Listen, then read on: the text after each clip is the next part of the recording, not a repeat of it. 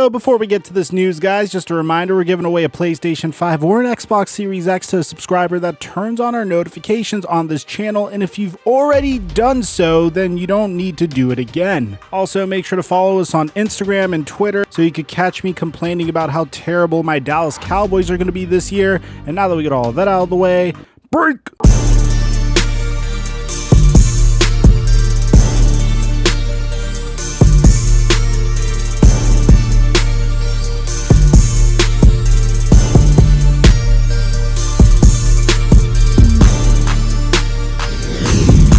Mic check 1 2 1 2. What's going on, everybody? So it's been a pretty interesting 8 days in regards to this Le'Veon Bell situation. And to catch you guys up with everything that's going on, first of all, I want you to understand it's a very weak and depleted year for running backs in the NFL. And I'm mainly saying this because I just did one of my fantasy football drafts, and in this year, running back 2 seems to be the most difficult position to fill out. As a matter of fact, check out my team. Let me know what you guys think in the comment section down below. This is a 12-team PPR. But I don't think any team has been getting hit with more injuries and just really horrible running back luck than, well, of course, there's the LA Rams earlier that got hit with a slew of injuries, primarily to Cam Akers, and then obviously Darrell Henderson got an ankle injury, but the Rams aren't the biggest fans of Darrell Henderson, so they went out and executed a remarkable trade for Sony Michel, who I think is probably going to be my favorite player to potentially emerge as the lead back for the Los Angeles Rams this year, and coupled with the fact that he is teaming up with Sean McVay, historically Sean McVay has worked magic with his running backs, I think good things are going to happen in Los Angeles, and I think they figured out their situation really well. Unfortunately for the Baltimore Ravens, when you're in a situation where a potential breakout candidate in J.K. Dobbins tears his ACL in the final preseason game of the year, and then you have to lean on the likes of Gus Edwards, which, by the way, a very underrated player in his own right, and then Justice Hill happens to tear his Achilles tendon in practice a few days ago, and this is all after letting go of Mark Ingram in the offseason. You don't really have that many options. What you could do is hit up the Houston Texans and ask them if they'd be willing to part with Mark Ingram, Phillip Lindsay, or David Johnson, or you could pretty much rummage through a bunch of running backs that, with lack of a better way of saying it, with all due respect, are kind of has-beens at this point. And you also have to bear in mind that the running back position is so essential to the Baltimore Ravens because their offensive coordinator, Greg Roman, pretty much the same offensive coordinator that the San Francisco 49ers had in the early 2010s when they were dominating with Frank Gore and Colin Kaepernick with the read option and, of course, zone running schemes. In this instance, they have to have somebody that they could depend on, or at least someone that could alleviate some pressure from Gus Edwards. And, well, let's flip the script to the other side of the spectrum because then you have Le'Veon Bell. Now, at this point, Le'Veon Bell is so enjoyable to point fingers and laugh at and poke fun at that even he does it in his Twitter handle. If you go to his Twitter bio, literally what his bio says is hashtag washed, hashtag fell off, hashtag slow, hashtag bad rapper, hashtag wasted talent, hashtag clown, hashtag greedy, hashtag letdown, hashtag old, anything else I'm forgetting. And I guess this is a reference to the way he's managed his career, which, with all due respect, I understand Steelers fans might not like this take, but you can't really blame the man for the way he went about his career. It's no secret that running backs typically don't get the biggest contracts in the NFL, and they probably have the shortest lifespan out of any player in the NFL. You even had Saquon Barkley come out and say that he has to make a pretty sizable investment into Bitcoin if he wants to build generational wealth, because his position doesn't typically get paid that much. Unless if you are a finesser like Ezekiel Elliott, who has Jerry Jones absolutely falling head over heels in love with him, and somehow finessing quite possibly the biggest running back contract that we're going to ever see over the next couple of years. So in those times in 2017, Le'Veon Bell was coming off of a career year, and he had to do whatever it took to make sure that he could cash in, because this would probably be his only opportunity to cash in as a running back that is coming out of his prime. And typically these running back contracts never work out. Historically, if you look at players like DeMarco Murray, for example, he went to the wrong scheme after leaving the Dallas Cowboys for the Philadelphia Eagles, and after leading the league in rushing in 2014, he was completely out of the league 3 years later. The only other example that pops into mind is when Le'Veon Bell sat out the entire 2018 season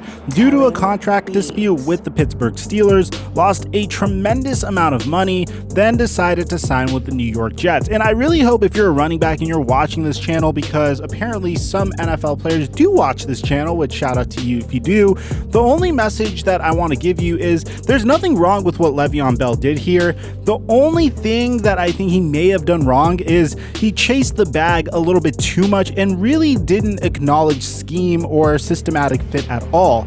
Going from the Pittsburgh Steelers offense, a team that featured Big Ben Roethlisberger, Le'Veon Bell, Antonio Brown, and a remarkable offensive line, and a coach that isn't, well, Adam Gase, all the way to the New York Jets, who have Sam Darnold, no offensive line, your best wide receiver was Robbie Anderson, and every single defense that faced you pretty much knew that you were the only weapon that they had, isn't the best way to set you up for success. And subsequently, as a result, Le'Veon Bell's yards per carry average dropped from 4.9 yards per carry in 2016 to 4.0 in 2017, all the way to a paltry 3.2 in 2019. Even stranger was the fact that his head coach, Adam Gase, seemed to have never wanted him on the team to begin with. So from there, Le'Veon Bell gets cut from the New York Jets the year after playing for them for 2 games, and then signs with the Kansas City Chiefs. And with the Kansas City Chiefs, he only got 63 rushing attempts for 254 yards, didn't really get that much playing time in the playoffs either, and as a result said that he would never play for Andy Reid for the rest of his career. And that isn't really a good look, considering how this is one of the most beloved head coaches in the entire NFL, coming out and saying that you never want to play for him again because you didn't get enough playing time after getting signed in the midst of the season when you didn't know anything about the Kansas City Chiefs offensive scheme, is kind of selfish, with all due respect. So then Le'Veon Bell pretty much hit a brand new low, because this is a guy that is now 29 years old, and the free agency period came and went, and nobody really approached him about signing him up until now. Now, 8 days ago, we did come out with a sketchy source saying that the Baltimore Ravens were interested in potentially working out Le'Veon Bell because of J.K. Dobbins' ACL injury in the preseason. Then, yesterday, we got word from a more credible source, Ian Rappaport and Albert Breer, that the Baltimore Ravens were actually bringing in Le'Veon Bell and Devontae Freeman in for workouts. And now today, we got an update from none other from the man, the myth, the legend, Adam Schefter himself, saying that the Baltimore Ravens are signing Le'Veon Bell to their 53-man practice squad. Now, of course, we're expecting the practice squad to be a mere formality, as he is expected to be moved to the active roster when he is ready. Now, I honestly think this could quite possibly be the situation that Le'Veon Bell has been waiting for. Now, of course, the Baltimore Ravens actually were pursuing him a little bit when he was a free agent a few years ago. And I absolutely love his fit in this offense. I mean, just imagine having to account for not only Lamar Jackson, but also Le'Veon Bell. The only questions I have is whether or not the Ravens could bring him up to speed quickly enough, but Greg Roman's offensive scheme has never been known to be an overly complicated offensive scheme. Le'Veon Bell can easily slide into that role that Frank Gore once occupied, and he also brings in an additional dimension for being a remarkable receiver as a halfback as well. Now, of course, we gotta be realistic. I don't think Le'Veon Bell is going to be rushing for 1,000 plus yards this year, but this is a phenomenal player to add to the running back room, considering that the only other halfbacks that the Ravens had, aside from Gus Edwards, was Tyson Williams.